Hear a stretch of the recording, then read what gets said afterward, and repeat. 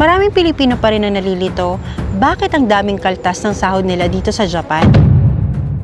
Tapos ikumpara mo pa sa Pilipinas? Parang pareho lang na mabigat. Tanong, saan ba talaga napupunta ang buwis? At alin ang mas may balik sa tao? Dito sa Japan, may tatlong malalaking bayaran ang kailangan nating tandaan. Income tax or shotokuze. Nakabase sa kinikita mo at automatic kinakaltas na ito ng employer. Or jumenze. Binabayaran sa city or sa municipality kung saan ka nakatira. Usually, kinokolekta ito the following year. Social insurance or shakai hoken.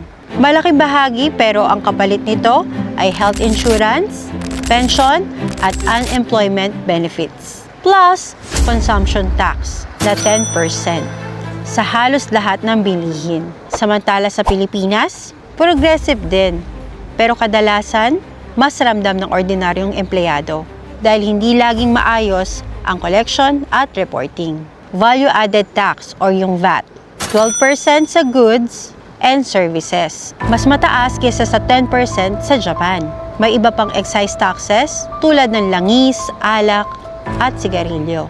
Ang difference?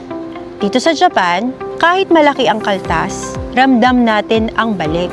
Efficient ang public transport, healthcare, at pension system. Sa Pilipinas naman, kahit mataas ang tax rate, madalas tanong ng tao, nasaan ang pondo? Dahil kulang ang nakikitang improvement sa serbisyo publiko. Sabi nga nila, you can judge a government by how it uses the taxes of its people. Sa Japan, transparent at kita ang resulta. Sa Pilipinas, madalas pa rin tanong ng tao, ghost projects ba o bulsa lang ba ng iilan? Kaya mahalagang alam natin ang pagkakaiba.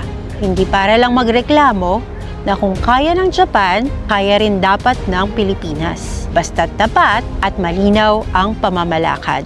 This is Ayumi J, sharing insights and stories.